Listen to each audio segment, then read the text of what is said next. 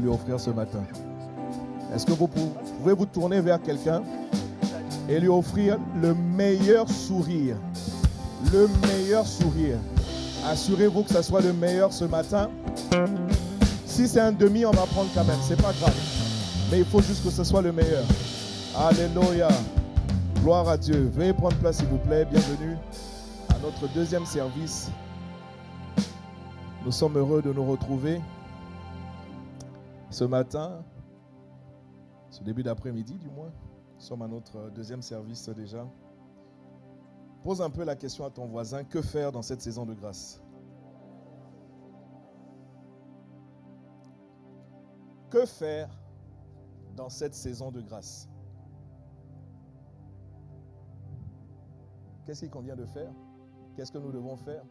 Comment devons-nous nous comporter? Quelle attitude devons-nous manifester? Qu'est-ce que nous devons faire? Que faire dans cette saison de grâce? Je suis venu apporter plus une exhortation avec sincèrement la volonté de ne pas être long, par la grâce de Dieu. Nous voulons examiner ensemble, bien-aimés, ce que le Seigneur attend de nous. Alors, une saison de grâce cette année, et c'est de plus en plus confirmé. Dieu a dit que cette année, tu vas moissonner. Dieu a dit que cette année, tu vas récolter. Si c'est moissonner et récolter, ça revient au même. Ce qui est sûr, tu vas prendre ton lot, ta part, ta portion cette année. Si tu me suis, dis un bon amen. Dieu a entendu tes cris, Dieu a entendu tes larmes, des fois des larmes de sacrifice. Dieu a vu tes efforts, Dieu a vu le prix que tu as payé. Et pour plusieurs parmi nous, ce sont des fois de longues années d'attente. Mais cette année, mon frère, tu vas récolter. Cette année, mon frère, ton lot va sortir. Tu me suis dit un bon amen. Mais de quoi est-ce que nous sommes en train de parler? Mon frère, tu l'as vu tout à l'heure, de toi sortiront des nations. De toi vont sortir des nations. Pas une nation, des nations. Alléluia. Si tu le crois, donne un bon amen. Faut bien dire amen. Sinon, si tu fais... Quelqu'un me suit dit amen. Alors, que faire dans cette saison? À ce stade, nous avons entendu vraiment beaucoup de choses. À un moment donné, il faut que nous nous mettions en action. Si tu me suis encore, dis un bon amen. Nous voulons ensemble examiner. Nous avons dit, Seigneur, nous avons vu tes mains. Seigneur, nous avons vu tes pieds. Nous avons vu même tes yeux. Nous avons vu ton corps entier. Et quand nous avons observé de près Jésus, l'homme, le Fils de l'homme, l'expression biblique, le Fils de l'homme veut dire l'être humain. Jésus est 100% Dieu. Jésus est 100% homme. Quelqu'un me suit, dit un bon amen. Quand nous avons observé de près, en lisant les Écritures, en entendant des messages, on s'est rendu compte que celui qu'on appelle Yeshua HaMashiach, son nom est Jésus. Son nom est Jésus sur la terre. On l'appelle dans les cieux la parole. Dans les cieux, avant de venir sur la terre, on l'appelle la parole ou alors le Fils. Est-ce que quelqu'un me suit? C'est la dimension de Dieu qu'on appelle le Fils. Il y a Dieu le Père, il y a Dieu le Fils et il y a Dieu le Saint-Esprit. Lui, c'est le Fils. Mais le Fils porte un nom particulier qu'on appelle la parole. Si vous lisez dans le livre de Jean, chapitre 1, la Bible dit « Au commencement était la parole ».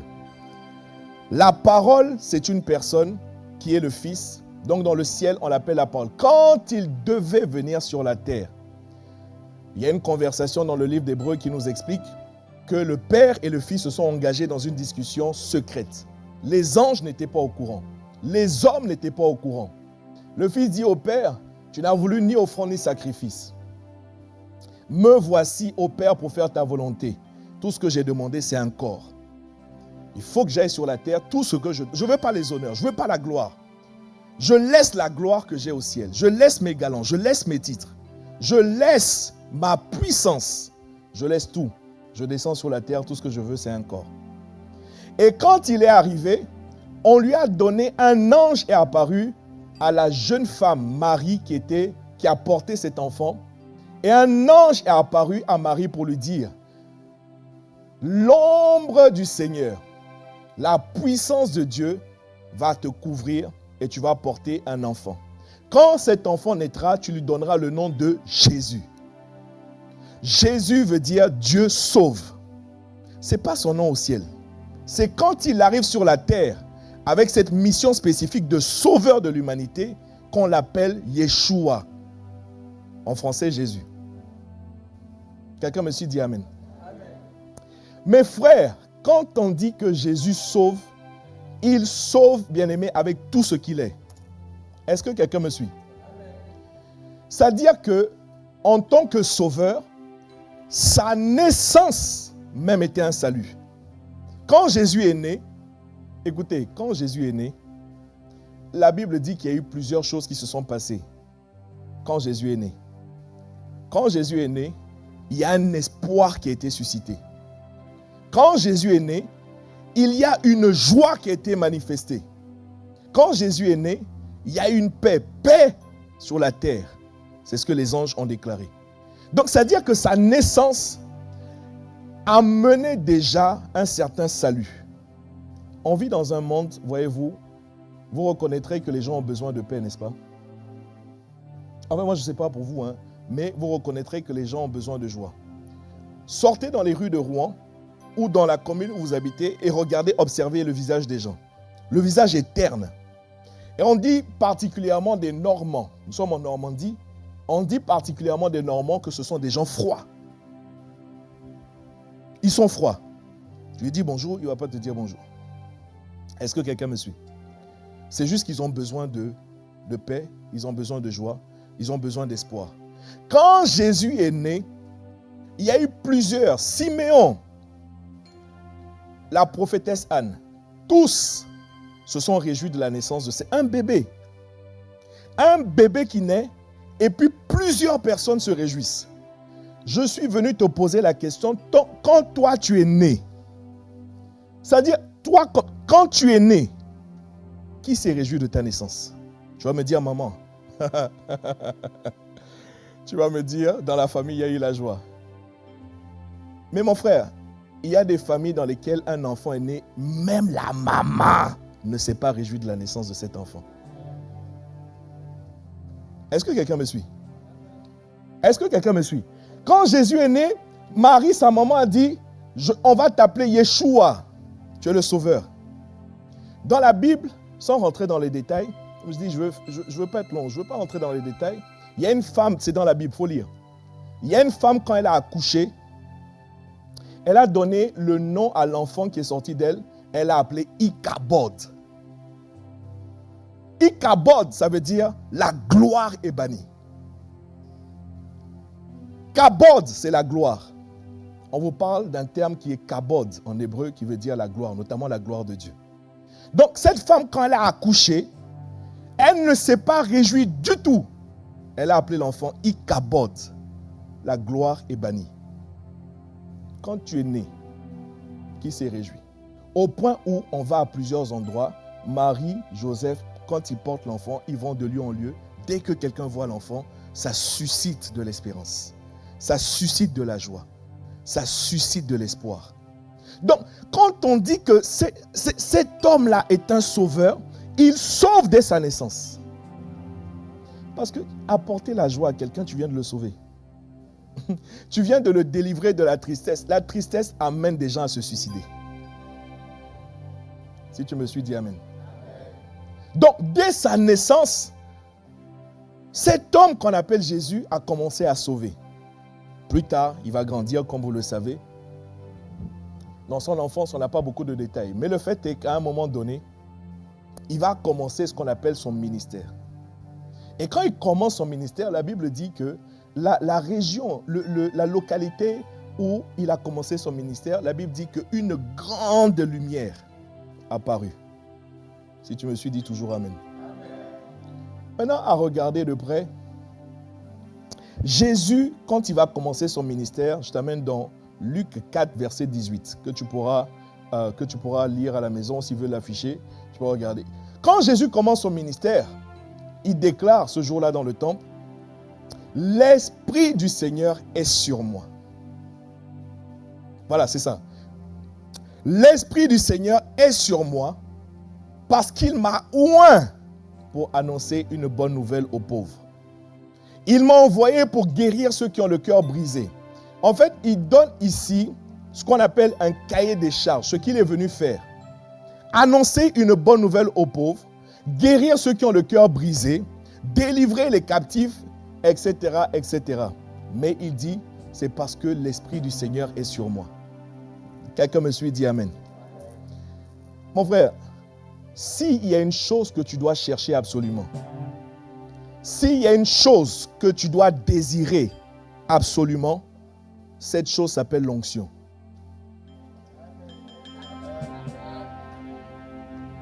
Si toi tu voulais acclamer, il faut que tu acclames bien. Si tu fais, je plie mes bagages, je m'en vais.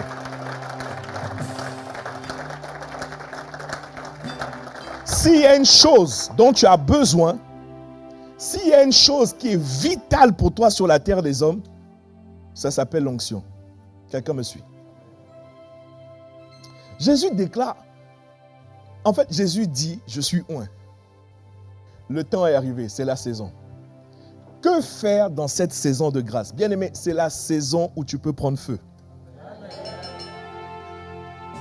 Je vais parler là-bas.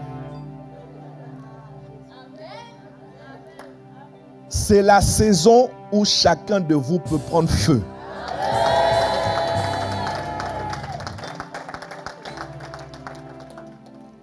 Vous ne me croyez pas, hein?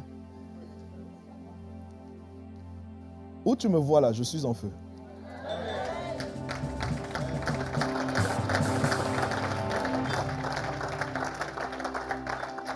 Il est écrit quelque part dans la Bible, il fait de ses serviteurs des flammes de feu. It's like a burning fire.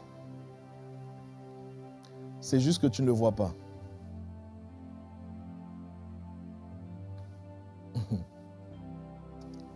Si tu me suis dit Amen. Que faire dans cette saison de grâce? Quelqu'un a dû se poser la question, mais de quelle saison parle-t-il? Je parle de cette saison-là. Frère, il y a trop de grâces qui ont été déversées dans la maison. Mon frère, l'onction est là. Si toi, tu étais ce qu'on appelle un ouvrier de la dernière heure, ça veut dire quoi? Peut-être que tu viens d'arriver. Peut-être que tu n'as pas entendu tout ce que nous avons entendu. La Bible dit que la foi vient de ce qu'on entend et ce qu'on entend vient de la parole de Dieu. Il y a une parole que nous avons entendue qui fait que moi, je peux parler comme ça. Est-ce que quelqu'un me suit? Amen. Si tant est que toi, tu n'as pas entendu cette parole, mais que tu es là aujourd'hui et que tu es en train d'entendre ce que je te dis que tu peux prendre feu. Amen. Mon frère, toute parole reçue, toute parole de Dieu reçue et crue te donne un pouvoir. Amen. Toute parole de Dieu reçue et crue te donne un pouvoir. Donc, même si tu es un ouvrier de la dernière heure, c'est ton tout premier culte. Hein. C'est-à-dire que toi, depuis là, d'ailleurs même tu étais où? Bienvenue à Impact Centre Chrétien. Tu peux prendre feu.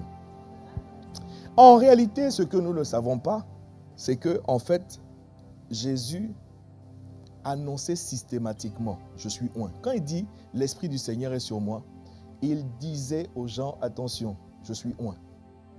On l'appelle le Christ. Le Christ, c'est un terme qui veut dire le Messie, et le Messie veut dire celui qui est oint.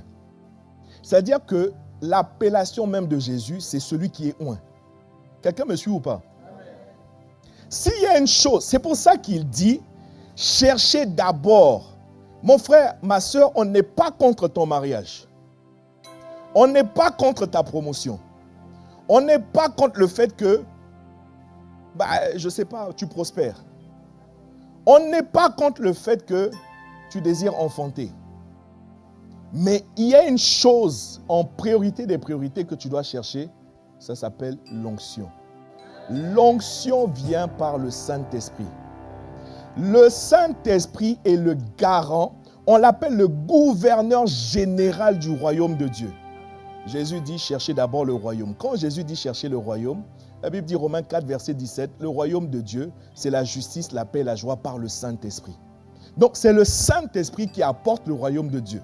En d'autres termes, quand Jésus dit chercher d'abord le royaume, c'est-à-dire la priorité des priorités, c'est chercher d'abord le Saint-Esprit. C'est ce qu'il a fait lui-même. Frère, Il n'a pas dit « l'Esprit du Seigneur est en moi ». Ça, c'était avant. Je n'ai pas le temps de te retourner vraiment. Il faut lire Luc 3, Luc 4. Il faut lire vraiment les séquences par lesquelles Jésus est passé pour arriver au stade où il déclare « l'Esprit du Seigneur est sur, pas en moi, il est sur moi ». Il dit « je porte un manteau, je porte un vêtement ». En son temps, le prophète Élie et son serviteur Élisée, il y a eu une discussion entre eux. Élisée dit à Élie, « S'il te plaît, je sais que tu vas bientôt être enlevé. Quand tu vas être enlevé, je te prie, s'il te plaît, permets que je reçoive une double portion de l'onction qui est sur toi. » Si tu me suis dit Amen. Élisée n'a pas dit « je veux la gloire d'Élie ». Ce n'est pas ce qu'il a dit. Élisée n'a pas dit, je veux, je ne sais pas moi, les richesses, peut-être que tu as des richesses. Élisée n'a pas voulu, il dit, moi je veux juste une double portion de ton onction. Pour raccourcir, vous connaissez, pour raccourcir, effectivement, quand Élie a été enlevé, ce qu'il a déposé, ce qu'il a laissé, c'était un manteau. Est-ce que quelqu'un me suit? L'onction était dans le manteau. Quand Élisée a récupéré le manteau, il l'a mis sur lui, sa vie a changé. Je suis venu te dire que quand tu vas chercher l'Esprit, jusqu'à le trouver, par la grâce de Dieu, ça ne tardera pas. Tes propres parents vont te demander, tu es qui? Qui es-tu? Qui es-tu?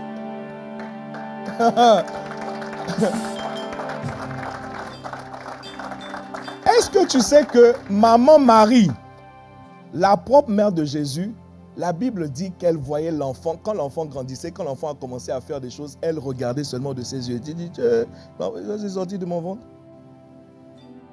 Ses frères ne l'ont pas reconnu. Les gens, c'est-à-dire là où il a grandi, il s'est dit, mais n'est-il pas le fils de Joseph? Ses frères ne sont-ils pas ici avec nous? Mais qu'est-ce qui est en train de se passer? Qu'est-ce qui est arrivé à Jésus? De la même manière qu'on te demandera qu'est-ce qui t'est arrivé. De la même manière qu'on te demandera qu'est-ce qui t'est arrivé. Bien-aimé, est-ce que vous connaissez un homme de Dieu? Il est parti maintenant, c'est vrai, ça fait plusieurs années qu'il est parti, Kenneth Hagin. Est-ce que quelqu'un a entendu parler de Kenneth Hagin? Hein? Lève la main. Kenneth Hagin. Kenneth Hagin. Bon, la jeune génération, là, je vous comprends. Toi, tu as entendu parler de Kenneth Hagin? Ah bon? Oh. Mon frère, Kenneth Hagin, c'était un homme d'onction. Le gars, il était oint. Tu vois? Par exemple, et c'est biblique, si on est là, Kenneth Hagin passe juste dans les rangées, vous tous, vous allez tomber. Quelqu'un me suit? Il ne touche personne.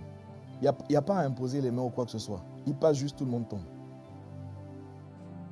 Quelqu'un me suit? Maintenant, on raconte que un jour, Kenneth Hagin, il est chez lui à la maison. Il est avec sa fille. Sa fille est sur ses genoux. Comme un papa peut mettre sa fille sur ses genoux. Il regarde une émission à la télé. Et l'émission qu'il regardait, c'était une... Les gens même de ta famille viendront te demander qui es-tu. Les gens de ta famille viendront te demander qui es-tu. Mon frère, l'onction... La Bible dit au sujet de l'onction, quand le roi Saül devait recevoir l'onction, une chose qui a été dite, c'est que tu seras changé en un autre homme. Quand l'onction va venir, tu seras changé en un autre homme. On ne te reconnaîtra pas. Si tu me suis dit Amen, tu vas comprendre pourquoi je te dis tout ça en préambule. Tu vas comprendre bientôt pourquoi je te dis tout ça. Bon. Cet homme qui s'appelle Jésus, il s'avère que de manière évidente, il y avait des choses que les gens voyaient. De manière évidente, il y a des choses que les gens constataient. C'est-à-dire, quand on rencontre Jésus, quand on a affaire à Jésus, il y a des choses que les gens voyaient. Il y a un homme, la Bible dit, qui s'appelle Nicodème. Nicodème est un des docteurs de la loi en Israël. C'est un des garants de la religion juive. Il fait partie du conseil qu'on appelle le Sanhédrin. C'est le conseil des sages. Nicodème, comme une partie d'ailleurs jusqu'à aujourd'hui des Juifs, n'ont pas reconnu Jésus comme étant celui qui devait venir, le Messie.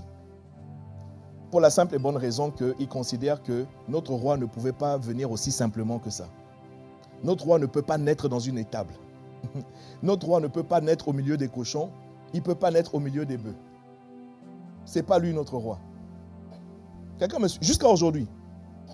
Vous allez en Israël, il y a des gens, c'est-à-dire pour eux, Jésus n'est pas le sauveur. Et donc, Nicodème faisait partie des garants de cette position-là à l'époque. Sauf que quand il a examiné de près, quand il a regardé de près, il est allé voir Jésus la nuit. Et il dit, Rabbi, s'il te plaît, il faut que tu m'expliques. Et il va dire à Jésus, c'est-à-dire que personne ne peut faire ces choses-là que tu fais, ces miracles que tu es en train de faire, si il n'est pas venu de Dieu. Personne. C'est-à-dire, nous, on est là depuis. Nous, on connaît la loi, voilà, on connaît tout. Mais on n'arrive pas à faire ce que tu es en train de faire. Tu es un jeune homme, tu as à peine une trentaine d'années. Nous, on est barbus, on est là, on est vieux. Ça veut dire que Nicodème a observé des choses sur Jésus qui l'a amené secrètement, c'est vrai, néanmoins à reconnaître que Dieu est avec toi. Mon frère, tu vas arriver dans cette saison. Que faire dans cette saison de grâce? C'est la saison où, mon frère, les gens verront de manière évidente que Dieu est avec toi. Amen. Donne un meilleur amen. Amen. À un moment donné, Jean chapitre 3, verset 2. Jean chapitre 3, verset 2. C'est ce que je viens de t'expliquer concernant Nicodème. Maintenant, Matthieu chapitre 11, verset 2 à 5. Je vais le lire rapidement. Jean, ayant entendu parler dans sa prison des œuvres du Christ, le Messie, lui fit dire par ses disciples, « Es-tu celui qui doit venir ou devons-nous en attendre un autre ?» Jésus lui répondit, « Allez rapporter à Jean ce que vous entendez et ce que vous voyez. » Qu'est-ce que vous entendez? Qu'est-ce que vous voyez? Les aveugles voient, les boiteux marchent, les lépreux sont purifiés, les sourds entendent, les morts ressuscitent et la bonne nouvelle est annoncée aux pauvres. Ça ressemble un peu effectivement à ce qu'il a annoncé dans Luc 4, verset 18 lui-même. L'onction est sur moi et quand l'onction est sur moi, vous allez voir.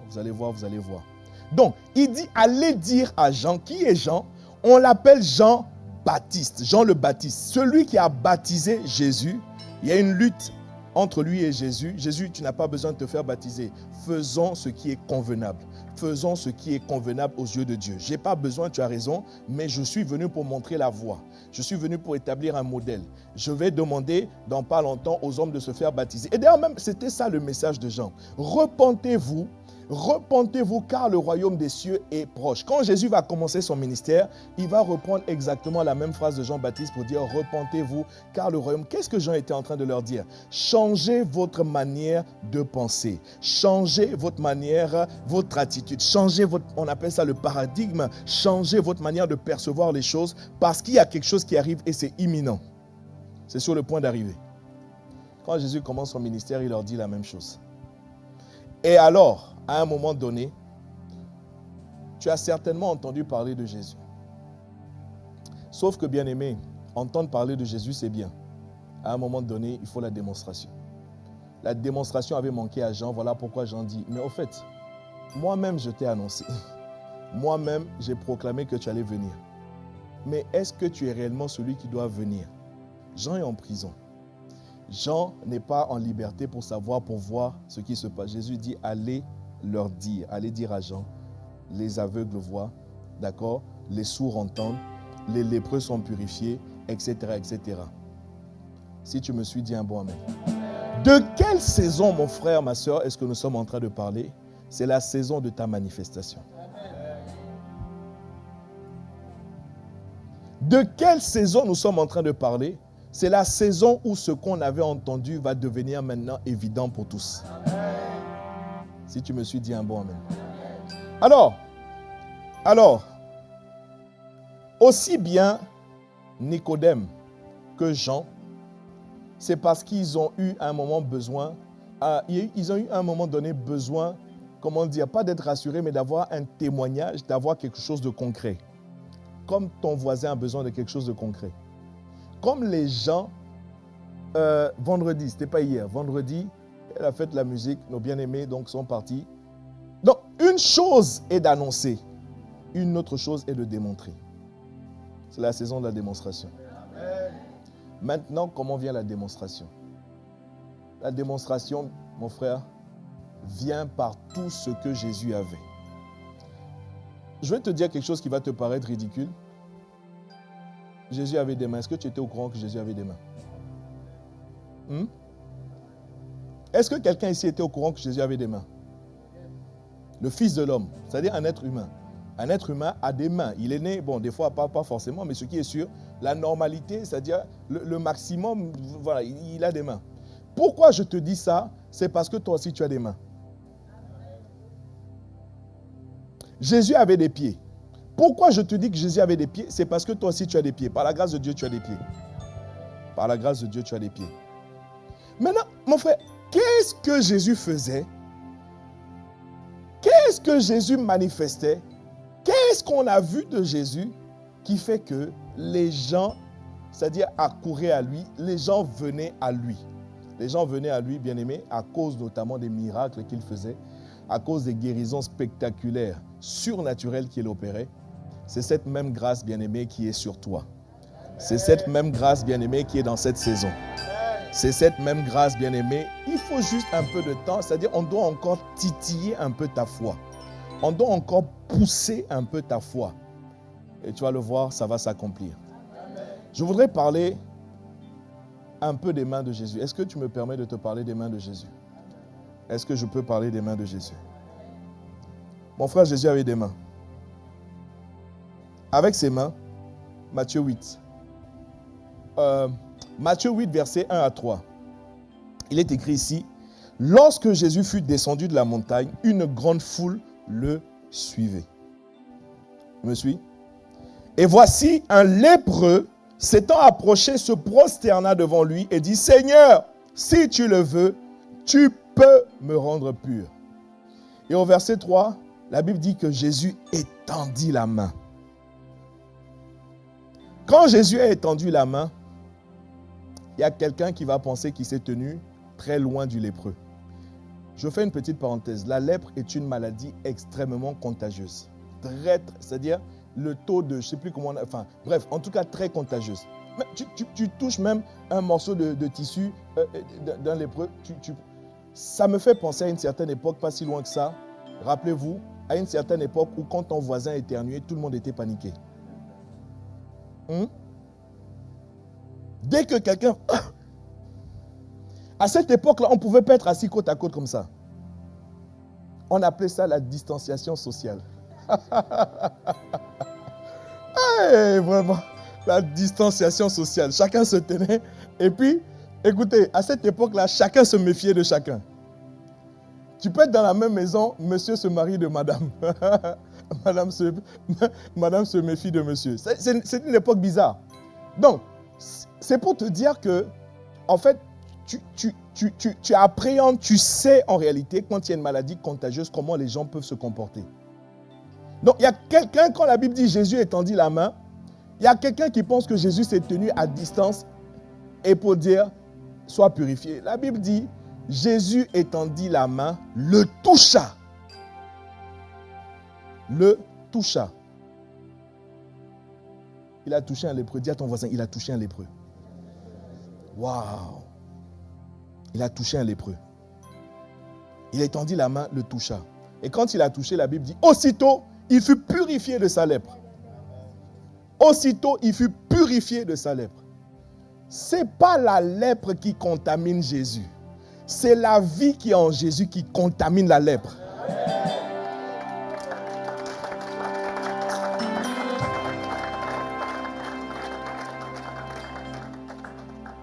Mon frère, il y a une vie en toi. Il y a une vie en toi. C'est à cause du temps. Je peux te parler de... Il y a une vie en toi. Qu'est-ce qu'il fait avec ses mains? Matthieu chapitre 8. Restons dans Matthieu chapitre 8 un peu. Matthieu chapitre 8, verset 14, s'il vous plaît. Jésus se rendit ensuite à la maison de Pierre, dont il vit la belle-mère couchée et ayant la fièvre. Là-bas, c'était la lèpre. Là, c'est la fièvre. Et au verset 15, il est écrit, il toucha sa main. Il toucha sa main et la fièvre la quitta, puis elle se leva et le servit. Jésus a encore utilisé ses mains pour opérer un miracle de guérison. Quelqu'un me suit, dit un bon amen. Alors, pourquoi est-ce que je t'ai parlé de l'onction? Parce que je ne voudrais pas qu'au sortir de ce culte, tu sortes au hasard et puis commencer à toucher les gens n'importe comment. C'est pas comme ça que ça marche. Tu dois d'abord chercher jusqu'à ce que tu sois revêtu. La bonne nouvelle, c'est que nous sommes dans cette saison, comme je t'ai dit tout à l'heure, tu peux prendre feu. C'est-à-dire que tu n'as pas... En fait, mon frère, tu l'as entendu, c'est-à-dire que l'onction peut se transférer. Quand tu es dans un environnement où l'onction est déjà de manière évidente en opération, c'est juste une question de connexion. C'est juste une question d'honneur. Tu vas voir que peut-être que toi, tu n'as pas fourni tous les efforts. Peut-être que toi, tu n'as pas... Mais si tu as cru à cette parole, tu peux prendre feu. Ce n'est que là, et là maintenant ça va être une question d'obéissance, ce n'est que là maintenant que tu peux sortir et commencer effectivement toi aussi à toucher. Alors comment ça va se passer? Il faut d'abord que tu touches une première personne. Il y a un pasteur qui raconte que quand le miraculeux a commencé dans sa vie, c'est-à-dire il semblerait que lui, il n'était loin que pour guérir les maux de tête. Quelqu'un me suit? Les maux de tête. Quand les gens venaient, c'est-à-dire, je sais que je suis loin. Je le sais. Je prends l'audace, je dis aux malades, les malades venez. Les gens viennent, les paralytiques viennent, les sourds viennent, les aveugles viennent. Ils touchent rien. Par contre, quand quelqu'un a mal à la tête, quand quelqu'un dit j'ai mal à la tête et qu'il le touche, le mal de tête s'en va. Est-ce que quelqu'un me suit? Il dit que c'est comme ça que ça a commencé. Le problème, c'est que ça paraît, voilà quoi, c'est pas, voilà quoi, c'est pas, je suis d'accord, c'est énorme, hein? Mais pour le voisin, c'est pas, ouais non, le voisin veut voir les pas, comme on a vu, le voisin veut prendre les cannes, le voisin veut prendre les chaises roulantes, et le voisin veut dire, ah, power. Mon frère, quand ça commence petit. Et Dieu veut voir ta foi et ta fidélité. Quand il a compris ça, c'est-à-dire que quand il arrive, il cherche systématiquement qui a mal à la tête. Et à force d'être fidèle, l'onction a besoin de l'action. Si tu es revêtu et que tu dis non, pour l'instant, mon onction n'est que pour les mal de tête, donc je vais attendre encore quand il y aura des cas assez impressionnants. Mon frère, cette onction-là même l'onction des maux de tête va partir. Même l'onction des maux de tête va partir. Parce que l'onction a besoin d'action. Plus tu agis avec l'onction, plus cette onction grandit. Est-ce que quelqu'un me suit? Cet homme de Dieu dont je vous parle aujourd'hui, il n'en est pas aux maux de tête. Il opère à une autre dimension. Mais il a commencé. En fait, j'essaie d'expliquer à quelqu'un que tu as déjà reçu. Mon point, c'est juste de t'expliquer que tu as déjà reçu. Quand tu as reçu, il faut maintenant aller actionner l'onction que tu as reçue. Seulement, ne sors pas d'ici en commençant à vouloir toucher les gens n'importe comment. Si tu me suis dit Amen. Si tu me suis dit Amen. Jésus prend ses mains pour rompre du pain. Le miracle de la multiplication des pains, 2 poissons, 5 pains, 2 poissons. Avec ses mains, il est capable de nourrir une foule. On parle tantôt de 5000 hommes sans compter les femmes, sans compter les enfants. Tantôt on parle de 4000 personnes. C'est avec ses mains. Il fait du bien avec ses mains. Un jour, il y a un cortège funéraire qui est en train de passer. Et la Bible dit que Jésus étendit ses mains, il toucha le cercueil, le mort s'est relevé. J'aimerais te poser la question, qu'est-ce que tu fais avec tes mains? Tout à l'heure, au premier service, quelqu'un m'a dit, je mange. C'est bien. Je prends mes fourchettes, couteau, fourchette, et je mange. C'est formidable. Quand Jésus, en acte ultime, a pris ses mains, il a accepté que ses mains soient clouées sur la croix. Pourquoi il a fait ça? C'était pour te transférer la grâce. Parce que la Bible dit qu'à la croix, il y a eu ce qu'on appelle un échange divin. Il y a eu un transfert invisible. C'est-à-dire que tout ce qui était contenu dans les mains de Jésus ont été transférés dans tes mains si tu crois. Si tu crois. Si tu crois. La grâce de toucher et que la personne se relève, c'était dans les mains de Jésus. À la croix, il a payé le prix pour que toi, tu reçoives la même grâce. Si tu le crois.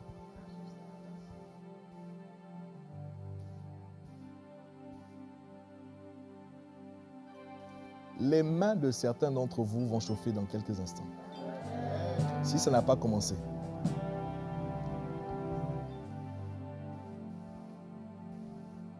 Si quelqu'un me suit, dit Amen. Bon, mon temps est en train de s'amenuire. Est-ce que je peux parler un peu des pieds? Est-ce que je peux parler un peu des pieds? Dans le livre de Actes 10 au verset 38. Actes 10, verset 38. Vous savez comment Dieu a oint du Saint-Esprit et de force le Seigneur Jésus qui allait de lieu en lieu, faisant du bien, guérissant tout ce qui était sous l'empire, l'emprise du royaume des ténèbres. Car Dieu était avec lui. Si tu me suis dit Amen. Alors, bien aimé, la Bible dit que Jésus allait de lieu en lieu. Tantôt, tu vas voir que Jésus, il va à Jérusalem, il n'est pas allé si souvent que ça. Bref, tu vas voir que tantôt on te dit que Jésus était en Samarie. Après, on te dit que Jésus était en Galilée. Après, on va te dire que Jésus est parti. Bref, il est né à un endroit, il a grandi à un autre endroit. Bref, mon point ici, c'est de te dire que Jésus se déplaçait. Dis avec moi, Jésus se déplaçait. À l'époque de Jésus, mon frère, une seule fois de toute sa vie terrestre, Jésus est monté sur un âne. Un ânon, en réalité. Même pas un âne, un ânon. Une seule fois. La seule fois, et c'était prophétique, quand il devait rentrer à Jérusalem, c'est les événements qui étaient quasiment donc annonciateurs de sa mort imminente.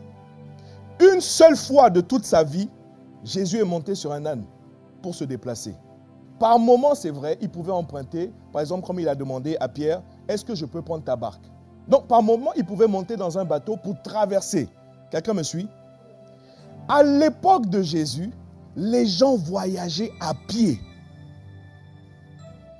Il n'y avait que des gens, on va dire, je ne sais pas moi, fortunés, qui pouvaient voyager à dos d'âne, de chameau, etc. Jésus voyageait à pied. Si tu me suis, dis un bon amen. Donc, la Bible dit qu'il allait de lieu en lieu. Il arrive ici, c'est pour faire du bien. Il va là-bas, c'est pour faire du bien. Il ne reste pas. Il dit, Jésus reste avec nous. Non, je ne peux pas rester longtemps. Il va là-bas, c'est pour faire du bien. Mon frère, il utilisait ses pieds pour faire du bien. Si tu me suis encore, dis un bon amen. Quand je te parle des pieds de Jésus, il faut que tu comprennes. On est, géographiquement parlant, on est dans une région de la terre qui est assez désertique. Beaucoup de poussière. Est-ce que quelqu'un me suit? Un jour, Jésus rentre dans la maison de quelqu'un et il y a une femme qui arrive. Quand cette femme arrive, les religieux de la place sont frustrés, choqués, parce que culturellement parlant, une femme ne peut pas se présenter au lieu où les hommes mangent. C'était comme ça. Les femmes d'un côté, les hommes de l'autre côté. C'était comme ça. Donc, cette femme-là arrive, elle vient, la Bible dit, se prosterner aux pieds de Jésus.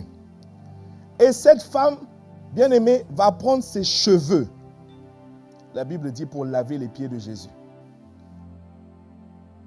Mes sœurs, vous et moi, nous savons que vos cheveux là, c'est votre gloire. Oui ou non? Hein? Je parle aux femmes. Vos cheveux, c'est votre gloire.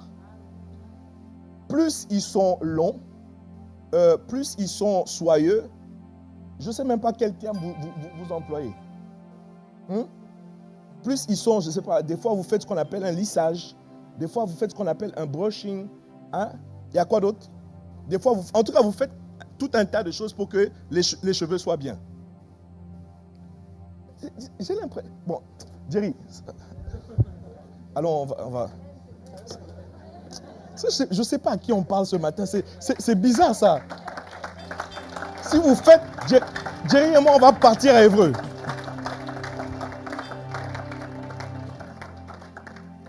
Ma sister, à l'époque, il n'y avait pas de brésilienne. Hein? Il n'y avait pas de brésilienne à l'époque. Il n'y avait pas les indiennes. C'est tout ça, ça n'existait pas. Les femmes avaient une belle chevelure. Et s'il vous plaît, la femme dont nous sommes en train de parler, c'était une prostituée. Non, en fait, à plusieurs titres, les gens qui étaient là ont été choqués. Comment toi, une femme d'aussi mauvaise vie, tu approches Jésus? Tu vas le toucher, pourquoi? Et puis tu viens au milieu de nous les hommes. Alors, quand je te dis que c'est une prostituée, tu vas comprendre. Il faut que je te fasse référence à une autre prostituée. Peut-être que c'était son arrière-arrière-grand-mère, je ne sais pas. Mais celle-là, on l'appelle Delilah. On l'appelle Delilah. Mais je préfère Delilah. La Bible te dit que Delilah s'entretenait bien. Elle entretenait bien sa maison. Elle parfumait sa maison. En tout cas, elle prenait soin d'elle. Delilah.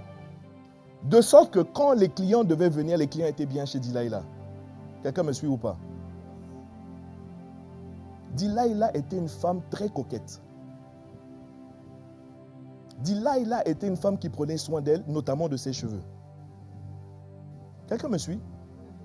Maintenant, cette femme aussi est une prostituée. Longue chevelure, belle chevelure. La Bible dit qu'elle rentre dans cette pièce-là. Elle fait quoi avec ses cheveux? Elle lave les pieds de Jésus. Beaucoup d'entre nous n'avons pas compris pourquoi Jésus a honoré cette femme. Mon frère, un homme qui voyage à pied, qui va de lieu en lieu à pied,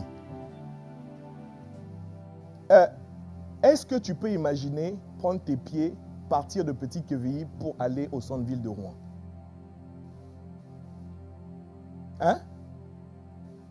C'est loin, hein? Est-ce que quelqu'un peut imaginer prendre ses pieds pour aller jusqu'à Marom? Hein? Est-ce que tu peux prendre tes pieds pour aller jusqu'à Courcelles? Qui va prendre ses pieds pour aller jusqu'à Vernon? Mon frère, est-ce que tu peux prendre tes pieds pour aller à Ouagadougou, Burkina Faso? Hein? Qui va prendre ici ses pieds pour aller à Abidjan, Côte d'Ivoire? Accra, Ghana? Yaoundé, Cameroun? Ou Douala? Qui va prendre ses pieds pour aller? La Bible dit que cet homme-là allait de lieu en lieu. Mais des fois, il faut prendre ce qu'on appelle une Bible d'études. Dans les Bibles d'études, tu as des cartes.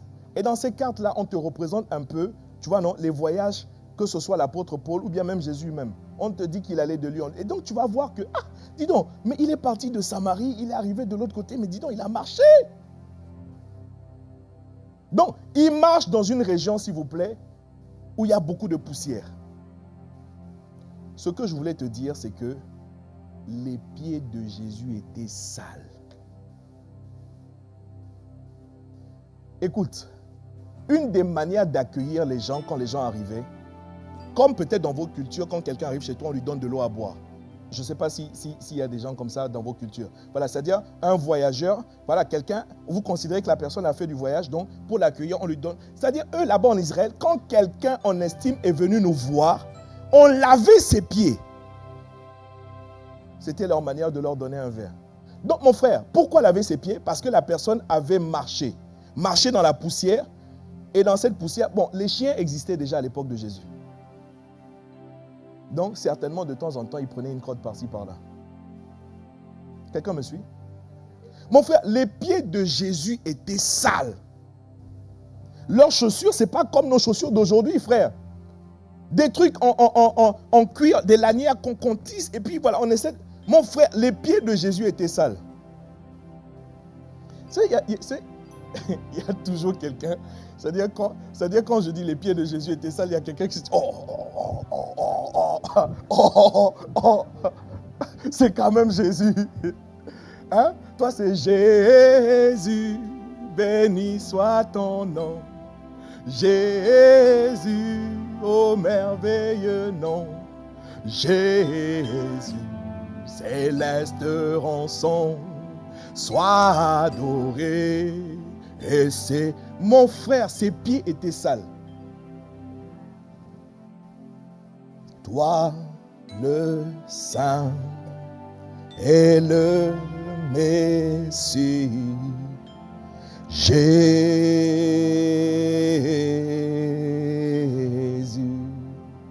Toi le Saint, toi le Saint et le... Il y a des gens qui pensent que l'onction lavait les pieds de Jésus. On l'appelle le Fils de l'homme, un être humain. Quand il marche, ses pieds sont sales. Maintenant, sisters, vous les disent, mes soeurs, mes mamans, mes tantes, mes petites soeurs, toute la gente féminine, laquelle d'entre vous va prendre ses cheveux pour dire je vais laver les pieds sales d'un homme?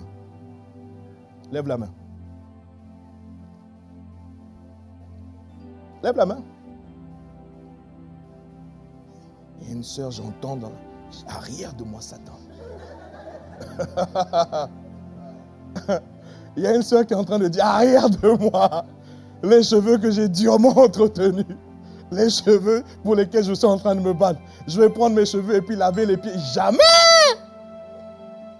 Cette femme n'a pas été honorée pour rien. Jésus a vu le sacrifice. Prends tes cheveux pour me laver les pieds et dire oh non, femme, ta foi est grande. Est-ce que quelqu'un comprend?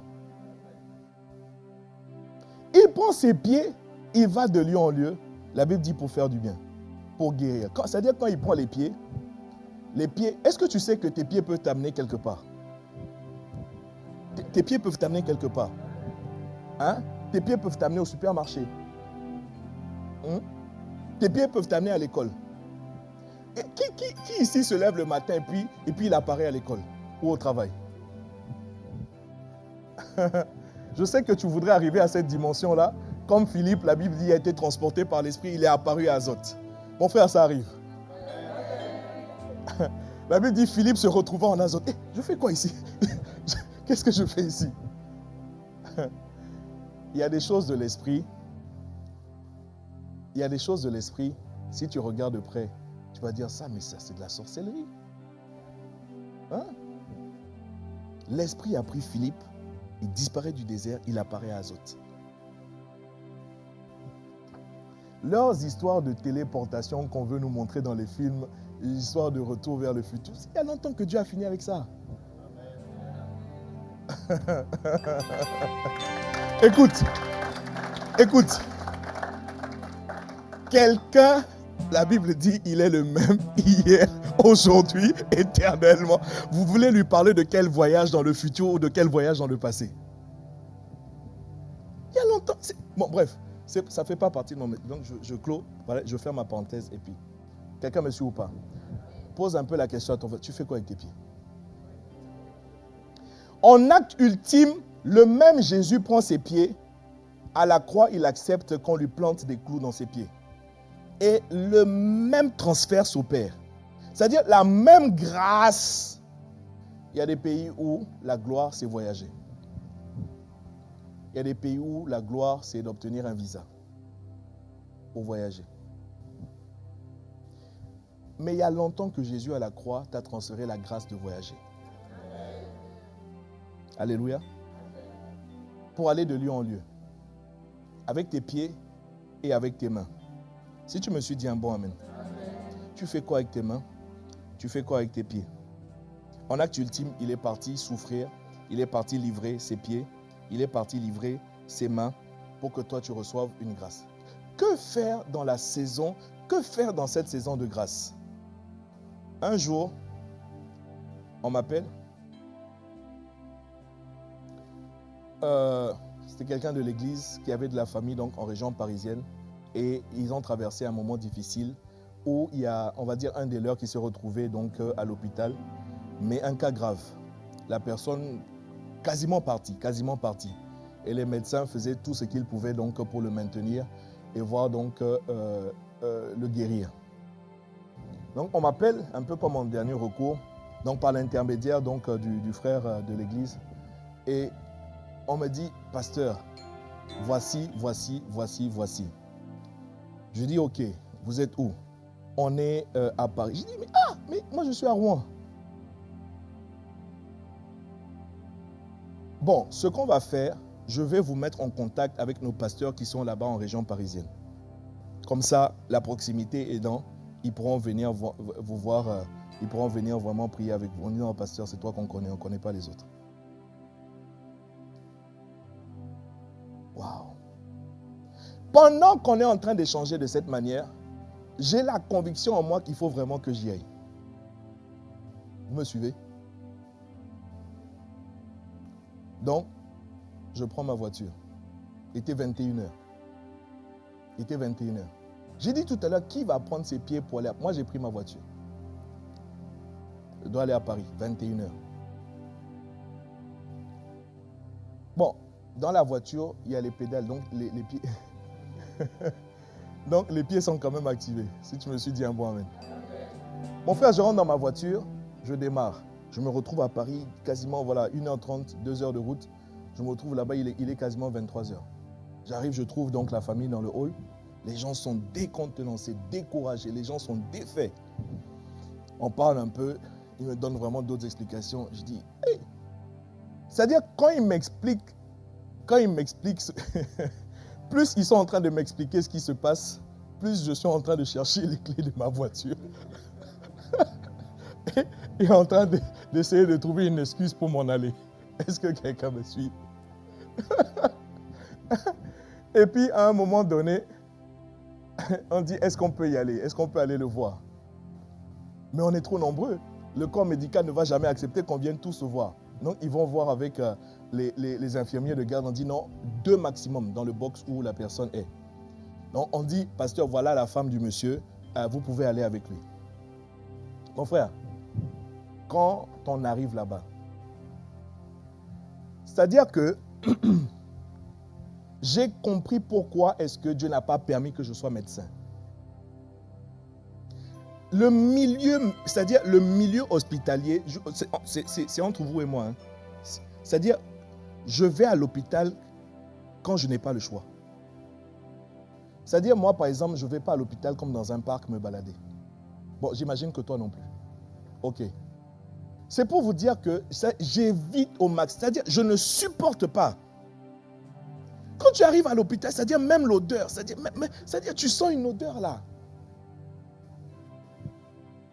Maintenant, frère, quand j'arrive, donc la personne est installée dans un box, frère, c'est-à-dire que la vision, c'est-à-dire le fait de voir la personne dans cet état branché de partout.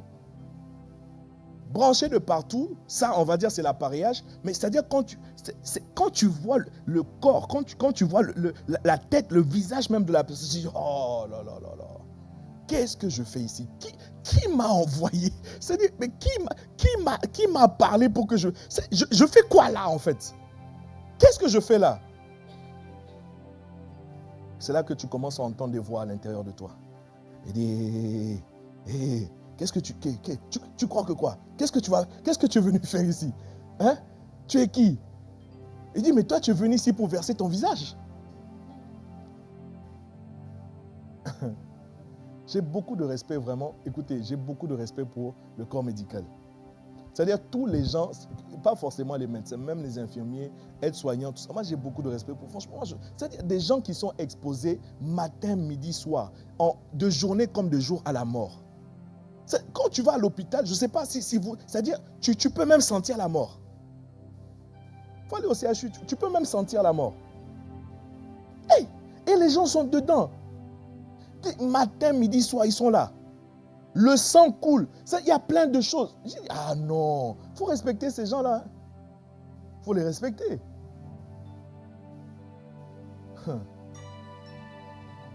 Donc, le monsieur est couché. Il est plongé dans une forme de coma. J'entends les voix qui me menacent. J'entends les voix qui me disent, rien ici. Je dis, qui m'a envoyé? Je vois la dame, elle est totalement désemparée, elle est en pleurs, tout ça. C'est-à-dire, tu peux rien obtenir d'elle. J'ai dit, bon, madame, on va prier. Je sais qu'elle ne peut pas prier. Je sais, elle peut pas, elle n'est pas en capacité de prier. Madame, on va prier. Donc, moi, je fais le tour, je passe, voilà, je me mets sur le côté, sur un des côtés du monsieur qui est couché. Donc, la dame est de l'autre côté. Les voix parlent. Tu veux faire quoi là? C'est-à-dire, au fur et à mesure, là, qu'est-ce que tu veux faire là? Qu'est-ce que tu veux faire? Ah! Et on va prier, Seigneur, nous te rendons grâce. Dans le nom de Jésus. Toi qui nous as conduits ici. Toi qui nous as emmenés, je suis en mission. Père, voici mes mains. Te recommandons cet homme, la famille. Et puis, j'ai une forme de conviction et d'audace, c'est-à-dire de poser mes mains sur la poitrine du monsieur. Il est torse nu. En fait, il est quasiment nu. Il y a juste un drap qui, voilà, bref, par décence, vous comprenez. Non, j'ai la conviction qu'il faut que je pose la main sur le monsieur. Mais les voix me parlent. Je prends mon courage à deux mains, je dis on va y aller. Je dis madame, on y va. Mon frère, Jésus étendit ses mains, comme on a lu tout à l'heure.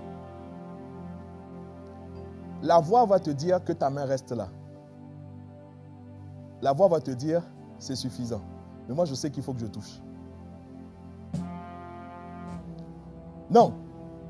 Une chose est de lever la main. Une chose est maintenant de poser la main. Je ne sais pas si je parle à quelqu'un, parce qu'il y a tellement d'équations, il y a tellement de choses qui te parlent.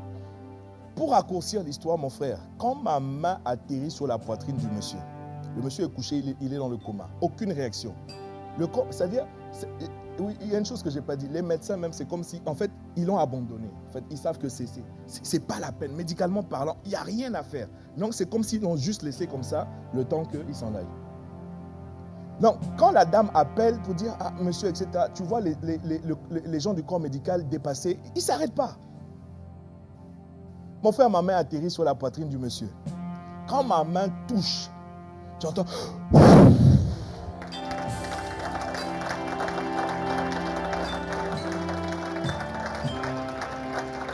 Il a eu un geste, mon frère. Sa poitrine s'est soulevée. Un souffle est sorti. La femme me dit, qu'est-ce qui se passe?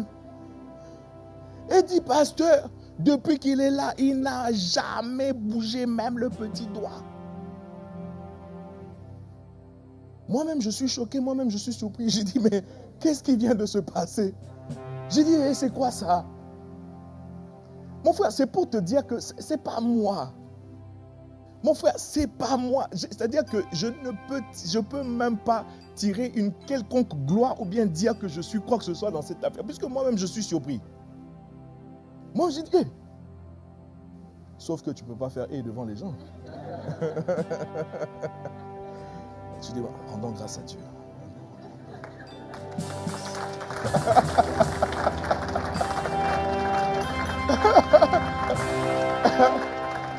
Rendons grâce à Dieu.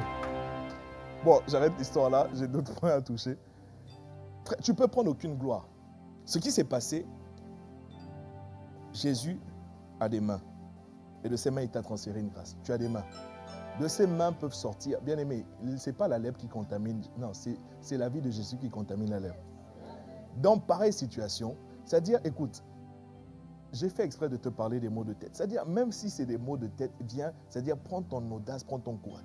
Est-ce que tu as cru en Jésus-Christ? Pose un peu la question. Pose la question à toi. Est-ce que tu as cru en Jésus? Parce que moi, ce que j'ai lu concernant ceux qui ont cru en Jésus, il est écrit, voici les miracles qui accompagneront ceux qui auront cru. Il n'a jamais dit, voici les miracles qui accompagneront ceux qui auront le rang d'archbishop. Il n'a jamais dit, voici les miracles qui accompagneront ceux qui auront été apôtres, ceux qui auront été bishops, pasteurs, etc. Voici les miracles qui accompagnent. En fait, la vraie question, c'est, est-ce que tu as réellement cru? C'est tout. Est-ce que tu as réellement cru? Alors, comme ma soeur le disait tout à l'heure, si c'est entre guillemets, un petit mot de tête qui est parti, mon frère, c'est un miracle. Tu sais pourquoi? Parce que avant ton intervention, la personne avait mal. Après ton intervention, la personne n'a plus mal. C'est un miracle. Il y a quelqu'un qui va te dire c'est petit, laisse ça, c'est un miracle. Et tu vas commencer petit avec la fidélité, avec l'obéissance, en ayant engagé la foi, l'audace, mon frère, d'y aller. Mais je t'ai dit au préalable, frère, il faut chercher l'onction. Mais c'est la saison où l'onction est là disponible. Tu as juste besoin de te connecter. Tu as juste besoin, bien-aimé, d'accepter que toi aussi tes mains peuvent être utiles, tes pieds peuvent être utiles. Si tu me suis dit un bon amen. Si tu me suis dit un bon amen. Mon frère, avec les yeux, je vais aller vite sur les yeux. En fait, au début de son ministère, Jésus croise un certain Nathanaël qui a été introduit par, comment il s'appelle encore? André. André vient faire une connexion, une présentation, une introduction entre un certain Nathanaël et Jésus. Quand André dit Nathanaël, voici Jésus, Jésus va dire à Nathanaël, avant que tu ne sois sur le figuier, je t'ai vu. Je t'ai vu. Ça a bouleversé la vie de Nathanaël. Il dit quoi? Tu m'as vu? Mon frère, avec ses yeux, c'est-à-dire que Jésus posait ses yeux sur certaines personnes. Jésus posait ses yeux sur certaines circonstances. C'est-à-dire, Jésus n'est pas comme ton voisin. Quand ton voisin marche dans la rue, il y a des gens qui sont en train de souffrir sur son chemin. Ce n'est pas son problème. Il y a des gens qui sont peut-être même à l'article de la mort sur son chemin. Ce n'est pas son problème. Tu vas me dire qui est fou. Dans ce monde bizarre, tu vas t'arrêter et des brigands vont. C'est vrai, il y a toutes sortes de choses bizarres aujourd'hui. Donc, ce qui fait que tu es sur l'autoroute, tu es sur la route. En fait, à l'époque, les gens faisaient autostop. Les gens s'arrêtaient et puis on le prenait. Aujourd'hui, personne n'a envie de s'arrêter pour quelqu'un qui fait du stop. Il y a tellement de choses bizarres.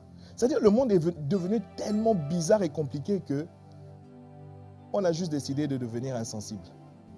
D'avoir les yeux ouverts, mais fermer les yeux à certaines choses. Mais cet homme qui s'appelle Jésus, en fait, tout en lui sauve. Tout en lui sauve. Alors, permettez-moi de vous poser la question, ça m'arrive à moi, je ne sais pas si, peut-être que je suis bizarre. Il y a des fois, le regard de certaines personnes se posant sur vous, ça vous fait énormément de bien. Hein? Le regard de certaines personnes se posant sur vous, ça vous fait énormément du bien. La personne ne vous a pas parlé. La personne ne vous a pas serré la main. La personne vous a juste regardé. Et avec un regard rempli de compassion, avec un regard rempli d'amour, avec un regard rempli de beaucoup de choses qui vous rassurent, qui vous posent tout de suite. Jésus, ses yeux étaient comme ça. Quand les yeux de Jésus se posent sur quelqu'un, il faut savoir que la personne est rassurée. Même ses yeux sauvent. Quel est cet homme? Quelqu'un me suit? Tu fais quoi avec tes yeux? Sur quoi poses-tu tes yeux? Cette partie-là va s'adresser plus aux hommes. Parce que les hommes sont visuels. La Bible dit clairement que l'homme, en fait, regarde à ce qui frappe les yeux.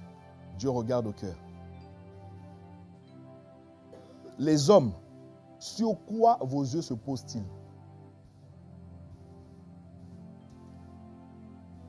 Après, il y a les oreilles de Jésus. Le message aujourd'hui est bizarre. Hein? On fait un peu d'anatomie, on a parlé des pieds, des mains, les oreilles, les yeux, tout ça. Les oreilles de Jésus, bien-aimé. Un jour, Jésus rentre dans une ville qu'on appelle Jéricho. Et comme d'habitude, vous savez, quand Jésus va quelque part, il y a une foule. C'est-à-dire, quand Jésus arrive dans une localité, on dit, il est arrivé, il est venu, il est venu. Tout le monde sort des maisons. Tout le monde vient à la rencontre de Jésus. Et les gens commencent à présenter leur cas à Jésus. les doléances à Jésus. Jésus, ah ben regarde, Jésus est ma belle-mère, Jésus mon père, Jésus mon ceci. Hey, Jésus, regarde ma jambe, Jésus, regarde, Jésus. Tout le monde veut d'une manière ou d'une autre toucher Jésus. C'est ce qui s'est passé avec la femme à la perte de sang. Là aussi, dans cette circonstance, c'est-à-dire les gens acculaient Jésus. Ils disaient, ah Jésus, comment tu peux demander qui t'a touché alors que tout le monde est là autour de toi? C'est tout le monde essayait de toucher. Est-ce que vous avez déjà vu une foule? Est-ce que quelqu'un s'est déjà retrouvé au milieu d'une foule? Levez la main. Vous vous êtes déjà retrouvé au milieu d'une foule. Ici, on n'a pas une foule. Je ne sais pas combien nous sommes. Ça, ce n'est pas une foule. Les indicateurs bibliques, c'est-à-dire ce qu'on a quand on parle des foules, c'est comme on dit tout à l'heure, on parle par exemple de 5000 hommes sans compter les femmes et les enfants. Il y a 5000 personnes tout d'un coup, sans compter les femmes et les enfants, qui sont autour de Jésus. 4000 personnes tout d'un coup autour de... On parle d'une foule, frère. Et dans la foule, chacun est en train de faire son bruit. Avec le vent, il y a un phénomène qu'on appelle l'amplification. C'est-à-dire que tous les sons sont amplifiés. Quelqu'un me suit ou pas? Quand la foule est en mouvement, quand les gens marchent, même les pas, tu entends? Tu vois non? Même les pas, tu entends les pas, la foule. Jésus rentre dans une ville qu'on appelle Jéricho. Et quand il rentre à Jéricho, un homme s'est mis à crier. Comment quelqu'un va crier dans une foule et puis on va l'entendre? D'ailleurs, même les gens étaient en train de dire, mais tais-toi! Mais tais-toi! On est là avant toi! Tais-toi! Il s'appelle Bartimée. La Bible dit qu'il est aveugle. La Bible dit que Bartimée crie encore plus. Qui va entendre le cri d'un individu au milieu d'une foule? Puisque tout le monde est en train de crier, tout le monde est en train de dire Jésus, Jésus, Jésus, Jésus, Jésus ma mère, Jésus mon père, Jésus ma jambe, Jésus mon pancréas, Jésus mon ceci, Jésus mon cela. Tout le monde est en train de solliciter Jésus. À un moment donné, la Bible dit que Jésus s'arrêta. Parce que lui, pendant que tous les gens sont en train de l'acculer, lui il est en train de marcher, il avance. J'ai un agenda, j'ai des rendez-vous là, j'ai des choses à faire. Les gens, Jésus, Jésus. Jusqu'à un moment donné, il s'arrête. Quand il s'arrête pour Bartimée. Comme il s'arrêtera pour toi. Mon frère, j'ai lu quelque part dans les Écritures. 1. Lorsque le juste crie, l'Éternel entend. Et il l'arrache de tout danger. Mais j'ai lu aussi, mon frère, et ça, j'avoue que ça m'a... Lorsqu'un malheureux crie, on est sorti des justes. Quiconque est malheureux et crie. Lorsqu'un malheureux crie, l'Éternel l'entend. Quand Bartimée a crié, le cri de Bartimée est arrivé aux oreilles de Jésus, au milieu d'une foule, où pour ainsi dire, tout le monde est en train de crier. Et il s'arrête. Il dit, appelez-le. Alors j'imagine que quand Jésus a dit, appelez-le, ton voisin a dit, je suis là. Je dis, non, pas toi, pas toi. Lui là-bas, il est par là-bas. J'ai dit, il est par là-bas. J'ai dit, il est par là-bas. J'ai dit, il est par là-bas. Je ne sais pas encore c'est qui. C'est-à-dire, je ne l'ai pas encore vu pour savoir c'est telle ou telle personne, mais j'entends le cri, ça vient de cette direction. Appelez-le. Comment a-t-il exercé ses oreilles, entraîné ses oreilles pour entendre au milieu d'une foule ce genre de cri? Comment a-t-il fait? Là, je vais m'adresser à toi, ma sœur. Parce que vous, les femmes, vous êtes auditives. Vous êtes auditives. Est-ce que tu veux savoir pourquoi les femmes sont tout le temps en train de converser? Elles sont tout le temps en train de papoter. Elle prend son téléphone et dit non, j'appelle juste pour 5 minutes. 2 heures plus tard, tu la trouves au téléphone en train de parler. Quelqu'un me suit? Parce que vous, autant les hommes sont visuels, les femmes sont auditives. Une femme est transportée dans ses émotions par ce qu'elle entend. Oui. Une femme est transportée dans ses émotions par ce qu'elle entend. à l'époque où nous fûmes mignons,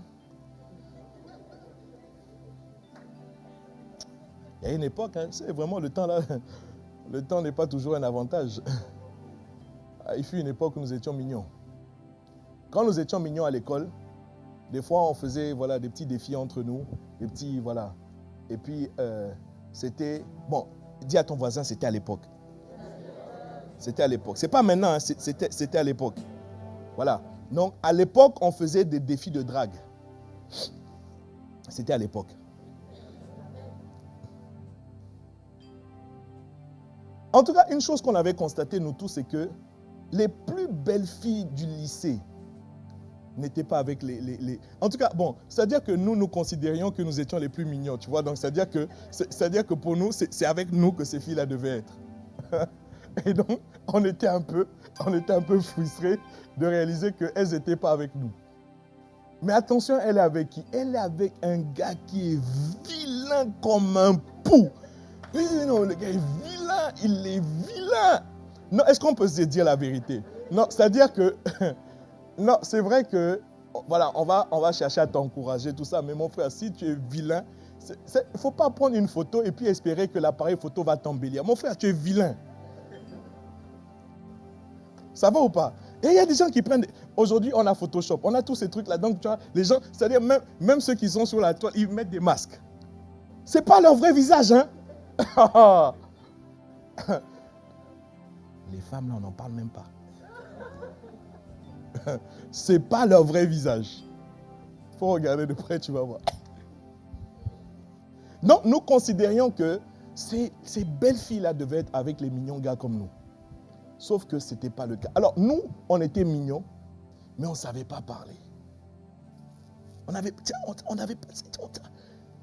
Un jour, le défi est tombé sur moi, on dit, va parler à tel. Mon gars, quand j'arrive là-bas,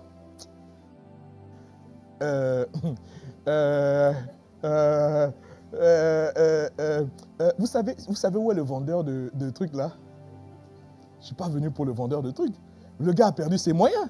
Il ne sait pas parler. Il est mignon, mais il ne sait pas parler. Mais le gars vilain comme un pou, le gars a le verbe. Le gars la tchatche. Le gars sait parler. Et quand il parle, oh là là. Eh ben.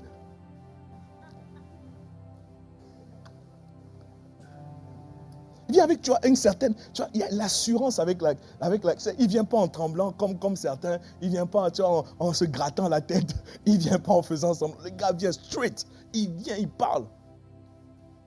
Mademoiselle. Oui? Bébé. Direct. Direct. C'est-à-dire que dès qu'il a dit bébé, c'est-à-dire que même si elle veut faire, tu vois, non, même si elle veut faire truc, c'est-à-dire elle a déjà reçu une flèche. Elle a déjà reçu une flèche. Maintenant, il va lui dire un truc genre, est-ce que ça t'a fait mal?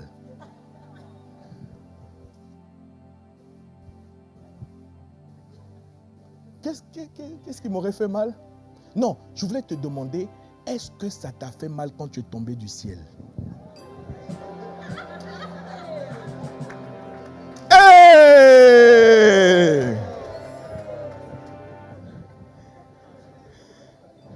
Est-ce que ça t'a fait mal quand tu es tombé du ciel?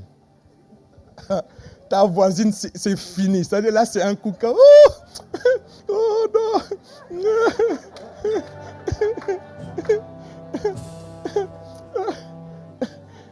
Dis encore.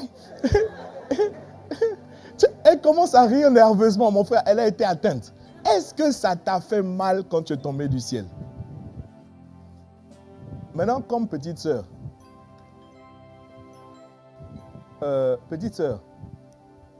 nous ne voulons pas que tu te laisses embrouiller. Nous voulons que cherche d'abord le royaume et sa justice.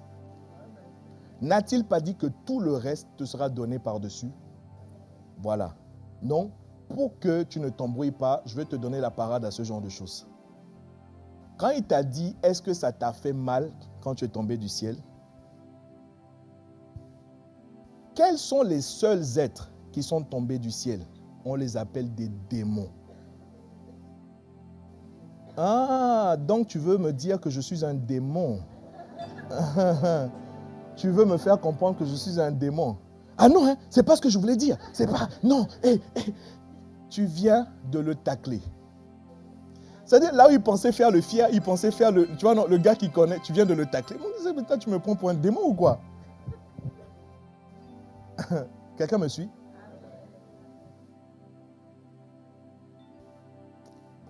Mon temps est arrivé. Quel que soit, bien-aimé, l'élément, je finis avec Romains 12 au verset 1. Quel que soit l'élément qui était sur le corps de Jésus, il a utilisé pour faire du bien aux gens. Ses mains, ses pieds, ses yeux, ses oreilles. Romains 12, verset 1. Je vous exhorte donc, par les compassions de Dieu, à offrir votre corps tout entier. C'est ça, non? À offrir vos corps comme un sacrifice vivant, saint, agréable à Dieu, ce qui sera de votre part un culte raisonnable. Si tu avais voulu être raisonnable aujourd'hui en venant au culte, il aurait fallu que tu offres ton corps. Voilà pourquoi certains, c'est-à-dire quand on est dans la louange, on dit acclamer le Seigneur, il est en train de regarder au ciel. On dit dansons pour le Seigneur, il est en train de se demander qu'est-ce qui est en train de se passer. On dit pousse un cri de joie, il est en train de regarder sa montre pour demander à quelle heure va finir le culte aujourd'hui. La voix de Jésus, c'est-à-dire sa bouche, sa parole. Quand Jésus parle, mon frère, les gens sont toujours encouragés. Un homme qu'on appelle le centenier romain, il dit à Jésus, s'il te plaît Jésus, dis juste un mot. Juste un mot. Jésus, est-ce qu'il a dit à Jésus, prie s'il te plaît? Il dit, dis juste un mot. Mon serviteur, il est malade à la maison. Le jour arrive, c'est la saison de grâce, bien-aimé. Tu vas dire un mot, quelqu'un là-bas à Douala, Cameroun, va se relever. Tu vas dire un mot, quelqu'un à Dakar, Sénégal, va se relever. Tu vas dire un mot, quelqu'un à Port-au-Prince, Haïti, va se relever. Tu vas dire un mot, mon frère. C'est pas toi. C'est pas toi. On envoie des huissiers pour arrêter Jésus. Des hommes de lettres, des hommes de loi. Comme les avocats. Vous savez que les avocats, un bon avocat sait bien parler. Si tu as besoin d'un avocat pour aller te défendre au tribunal, si cet avocat ne sait pas parler, il faut le laisser. Il faut lui dire, monsieur, c'est bon, notre collaboration est terminée. Il y a un frère qui est venu me voir pour me dire, non, pasteur, je suis parti avec tel avocat pour me défendre dans mon dossier. Et quand on est arrivé là-bas, l'avocat n'a rien dit du tout. J'ai dit, hey! L'avocat n'a rien dit du tout. Tout se déroulait, l'avocat était là. J'ai dit, mais ça c'est qui? Le propre d'un avocat, des hommes de loi, c'est de connaître la loi et de pouvoir faire valoir la loi, de parler. On envoie des huissiers contre Jésus. Les huissiers sont venus rencontrer Jésus. Les huissiers retournent à leur envoyeur, à leur commanditaire, pour dire jamais homme n'a parlé comme cet homme. On n'a jamais entendu des paroles de grâce. On n'a jamais entendu des paroles réconfortantes. On n'a jamais entendu des paroles valorisantes comme cet homme a parlé. Il y a une femme qui est prise en flagrant délit d'adultère. On est en Israël. C'est un délit de mort. Si on t'attrape, flagrant délit, ce n'est pas des soupçons, flagrant, c'est-à-dire en flague, on t'a vu. Tu mérites la mort par lapidation.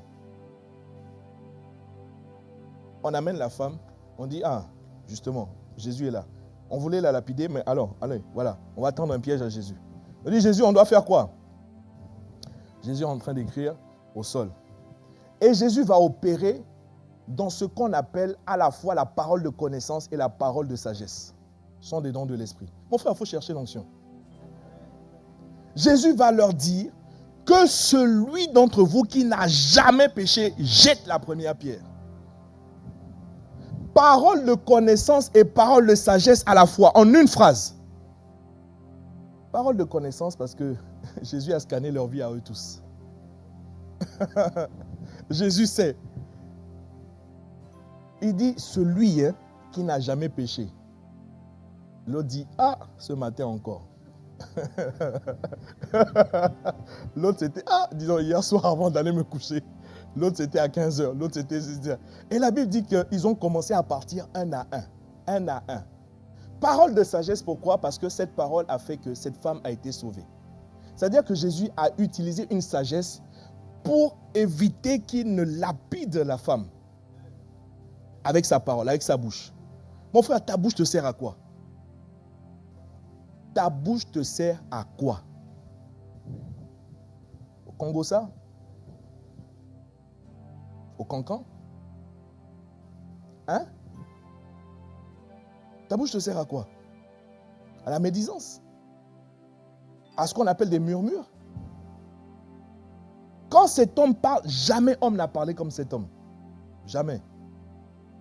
Non, mon frère, Romains 12 que nous sommes en train de lire, je voulais juste en fait atterrir pour te faire comprendre que son acte ultime a été d'aller exposer son corps à la croix.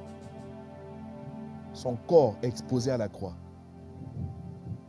L'apôtre Paul comprend par révélation que nous aussi nous devons offrir notre corps comme un sacrifice vivant, sain, agréable. Si tu es venu pour rendre un culte, il faut que ton culte soit agréable. Comment ton culte est agréable? Ce n'est pas parce que tu es venu t'asseoir. Ton culte est agréable quand tu as utilisé tes mains, quand tu as utilisé tes pieds, quand tu as utilisé tes yeux, quand tu as utilisé tes oreilles. En fait, quand tu as engagé ton corps.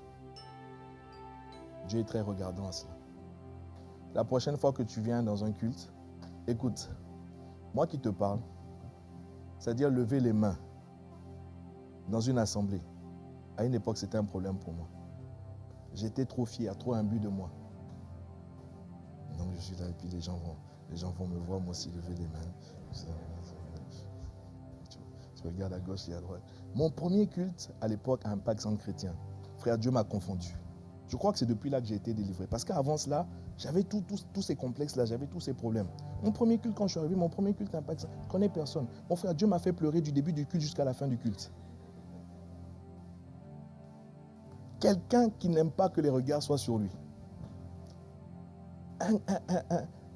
Un gars. Et puis j'étais assis à côté. J'étais, je crois, si mes souvenirs sont bons, j'étais entouré en tout cas de 2 sœurs. Il y en a une dont je me souviens particulièrement. Ton gars est en pleurs. C'est-à-dire impossible de cacher qu'il est en train de pleurer. Vous savez, nous les hommes, difficile de montrer sa sensibilité. Mais l'esprit m'a confondu. De ses yeux sont sorties des larmes quand Lazare est mort. Par pure compassion. Par pure compassion. Je dois arrêter là, mon temps est arrivé. On va se tenir debout s'il vous plaît, pour ceux qui le peuvent.